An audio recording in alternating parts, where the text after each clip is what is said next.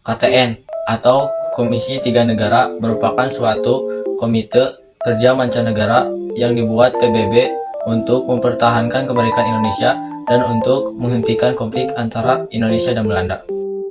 Komisi Tiga Negara (KTN) atau Komite Jasa Baik adalah sebuah komisi yang dibentuk oleh Perserikatan Bangsa-Bangsa pada tanggal 26 Agustus 1947 untuk menengahi konflik antara Indonesia dengan Belanda.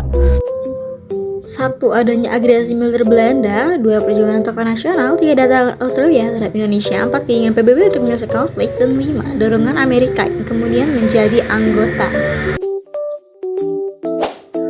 Delegasi yang dipilih dalam KTN adalah Richard Kirby yang ditunjuk oleh pemerintah Australia, Paul Van Zielan mewakili pemerintah Belgia, dan pemerintah Amerika Serikat mengangkat Prof. Frank Patrick Graham. Komisi Tiga Negara saat itu Indonesia diwakili oleh Presiden Soekarno, Wapres Muhammad Hatta, Perdana Menteri Syahrir, dan Jenderal Sudirman. Selanjutnya, ada pun tugas dari Komite Tiga Negara. Yang pertama, menghentikan aksi tembak-menembak. Yang kedua, menjadi penengah antara Indonesia dan Belanda. Yang ketiga, memasang patok-patok wilayah. Dan yang keempat, yaitu mempertemukan Indonesia dan Belanda pada Perjanjian Renville. Dampak KTN ada dua. Yang pertama, berhasil mempertemukan Indonesia dan Belanda di Perjanjian Renville. Dan yang kedua, berhasil mengembalikan para pemimpin negara yang sempat ditahan.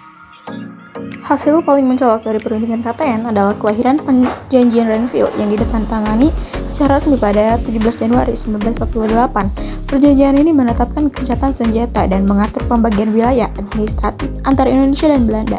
Perjanjian Renville adalah perjanjian antara Indonesia dengan Belanda pada tanggal 8 Desember 1947 sampai 17 Januari 1948 di atas geladak kapal perang Amerika Serikat sebagai tempat netral USS Renville yang berlabuh di Jakarta. Latar belakang Perjanjian Renville. Perjanjian Renville dilatar belakangi oleh adanya pertikaian antara Indonesia dan Belanda.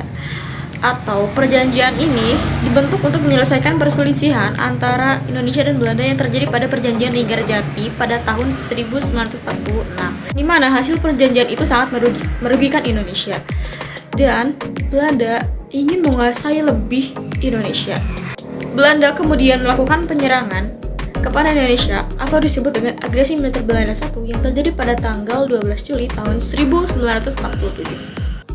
Isi Perjanjian Renville setelah disepakati pada tanggal 17 Januari tahun 1948, Perjanjian Renville memuat beberapa persetujuan, yaitu Belanda mengakui Jawa Tengah, Yogyakarta, Sumatera sebagai bagian wilayah Republik Indonesia.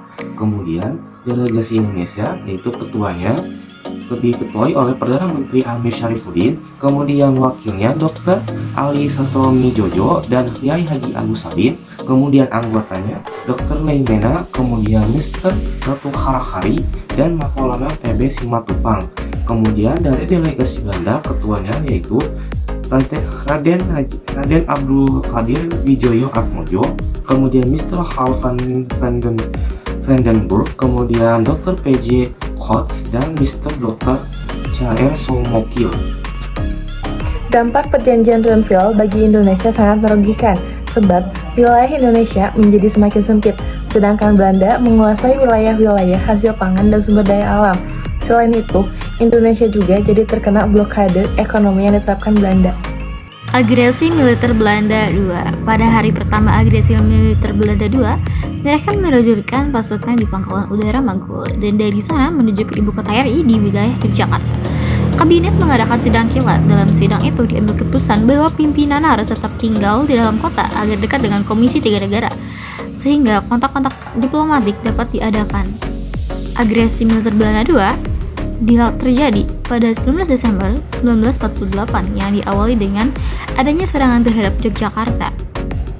Yogyakarta saat itu adalah ibu kota Indonesia, serta terdapat Soekarno, Muhammad Hatta, Ustaz Syahrir, dan beberapa tokoh lainnya.